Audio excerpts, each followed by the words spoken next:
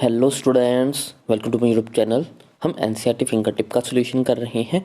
हमने class +1 chemistry का chapter equilibrium start किया हुआ है। इस चैप्टर के 40 क्वेश्चन हम कंप्लीट कर चुके हैं। आज हम क्वेश्चन नंबर 41 से स्टार्ट करेंगे।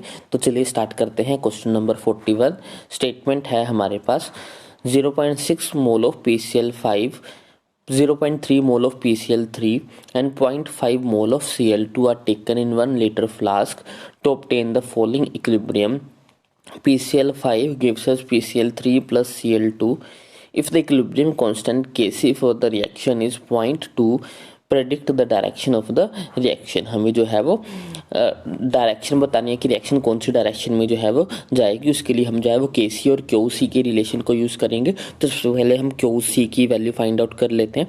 वो होती है हमारे पास concentration of products divided by concentration of reactant. यहाँ पे अब प्रोडक्ट में हमारे पास है PCl3 जिसकी कंसंट्रेशन है 0.3 मल्टीप्लाइड बाय Cl2 की कंसंट्रेशन है 0.5 डिवाइडेड बाय PCl5 की कंसंट्रेशन है 0.6। इसको काटेंगे, यहाँ पे आ जाएगा 0.2।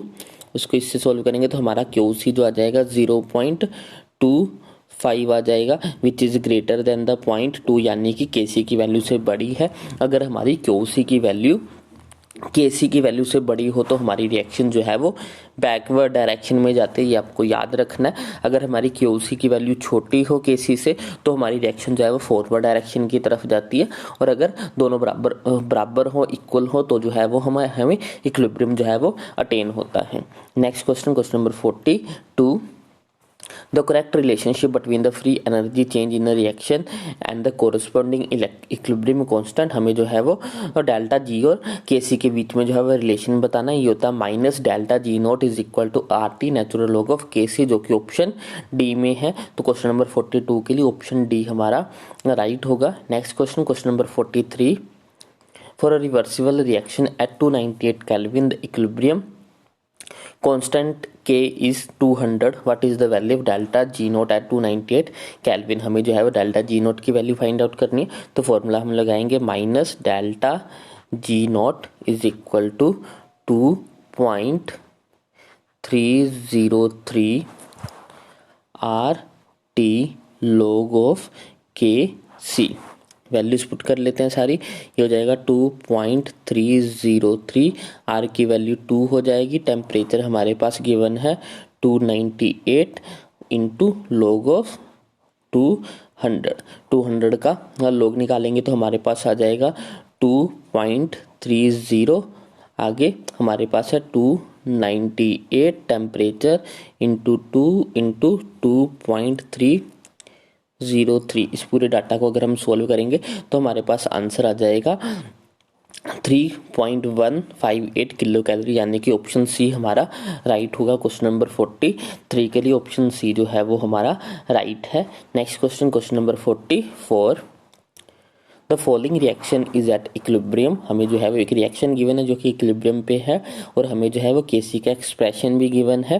Product divided by reactants in the above reaction colour intensity of red colour can be increase. हमें बोल रहे हैं कि अगर हम इस रिएक्शन में रेड कलर की इंटेंसिटी को बढ़ाना चाहते हो तो हमें क्या करना होगा। अब रेड कलर जो है वो हमारा प्रोडक्ट है, यानी कि हम प्रोडक्ट की कंसंट्रेशन को जो है वो इंक्रीज करना चाहते हैं, तभी जो है हमारा रेड कलर की इंटेंसिटी बढ़ेगी।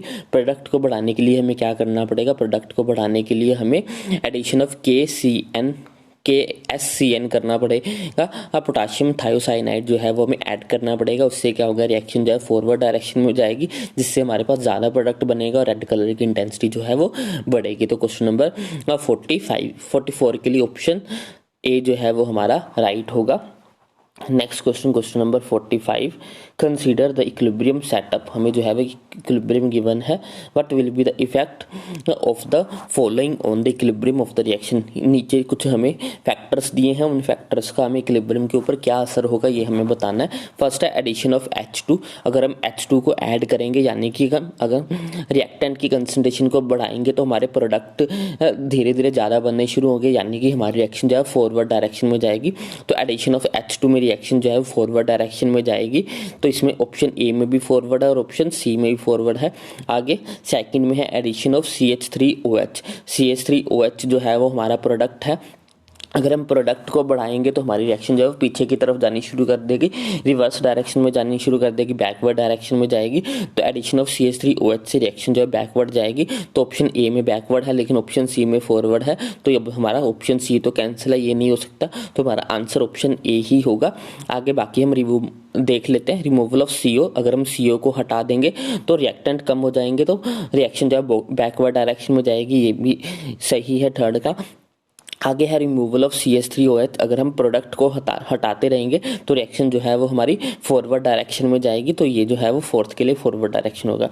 तो क्वेश्चन नंबर 45 के लिए ऑप्शन ए जो है वो हमारा राइट है। Next question number 46, formation of ClF3 from Cl2 and F2 is an exothermic process. The equilibrium can be represented as which of the following will increase the quantity of ClF3 in the equilibrium mixture। हमें बोला जा रहा है कि ये reaction जो है वो एक्सोथर्मिक है, यानी कि हीट इसमें बाहर निकलेगी।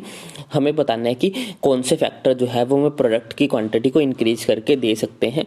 Increase in temperature, decrease in pressure, addition of Cl2। अगर हम प्रेशर को इंक्रीज कर देंगे तो रिएक्शन जो है वो हमारी फॉरवर्ड की जगह बैकवर्ड में जाना शुरू कर देगी, क्योंकि ये एक्सोथर्मिक है, हीट बाहर निकल रही है इसमें, तो हमें हीट देने का कोई फायदा नहीं है, तो फर्स्ट ऑप्शन नहीं होगा।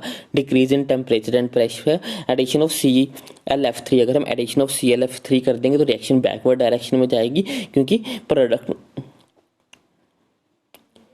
प्रोडक्ट जो है वो हमारे पास ज़्यादा हो जाएंगे, रिएक्टेंट कम हो जाएगा, तो रिएक्शन जो है बैकवर्ड डायरेक्शन में जाएगी, तो ये भी नहीं होगा।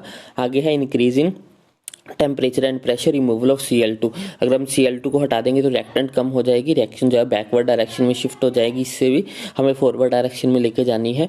Decrease in temperature, increase in pressure and addition of F2, ये सही है। प्रेशर को हमें, टेम्परेचर को हमें डिक्रीज करना पड़ेगा, प्रेशर को हमें इंक्रीज करना पड़ेगा, और जो है वो हमें F2 को ऐड करना पड़ेगा, तो हमारी रिएक्शन जो है वो फॉरवर्ड डायरेक्शन में जाएगी। तो क्वेश्चन नंबर 46 के लिए ऑप्शन डी जो है वो हमारा राइट हो जाएगा। Next question number 47, which of the following reaction will not affected on increase in and pressure, कौन सी जो है वो हमारा प्रेशर को इंक्रीज करने पे इफेक्ट नहीं होगी। तो जिसमें नंबर ऑफ मोल्स सेम रहेंगे प्रोडक्ट के और रिएक्टेंट के, वो जो है वो हमारे पास उसके ऊपर प्रेशर के इंक्रीज या डिक्रीज होने का कोई इफेक्ट नहीं पड़ेगा। तो इसमें जो है वो product number of moles same नहीं रह रहे हैं, इसमें नंबर ऑफ मोल्स में चेंज हो रहा है, यहाँ पे कमी हो रही है, तो ये आंसर नहीं है। इसमें भी जो है वो सेम नहीं है, एक तरफ जो है वो हमारे पास 10 और एक तरफ 9 है, तो सेम नहीं है, ये दोनों तरफ सेम होंगे, जिसमें नंबर ऑफ मोल्स वही हमारा आंसर होगा। इसमें इधर 3 है और इधर भी 3 है, तो क्वेश्चन नंबर 47 के लिए ऑप्शन ए जो ऑप्शन सी जो है वो हमारा राइट होगा। इसमें नंबर ऑफ मोल्स जो है वो इक्वल है, इसलिए जो है वो इसमें इंक्रीज इन प्रेशर का कोई भी फैक्ट जो है वो नहीं पड़ेगा।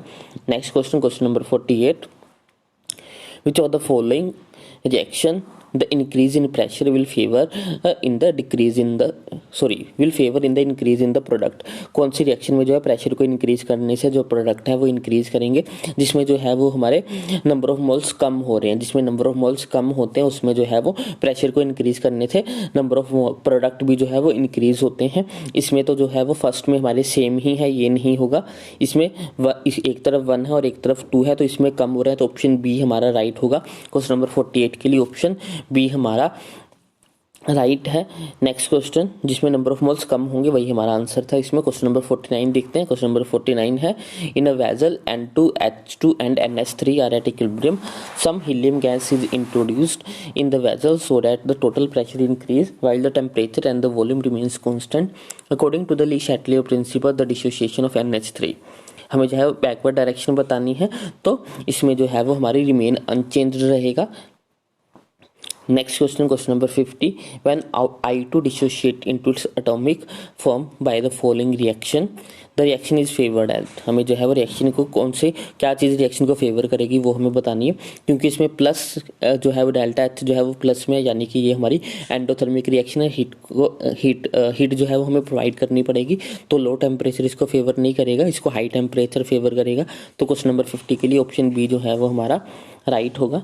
तो आज के लिए बस इतने। नेक्स्ट क्वेश्चन हम नेक्स्ट वीडियो लेक्चर में करेंगे। आई होप आपको सभी क्वेश्चन जो अच्छे समझ आए होंगे। अगर आपको कोई भी डाउट हो तो आप मुझे कमेंट सेक्शन में लिख सकते हो। अगर आपको वीडियो अच्छी लगी तो इसको लाइक करें, शेयर करें, चैनल को सब्सक्राइब करें। Thanks for watching, bye bye, take care.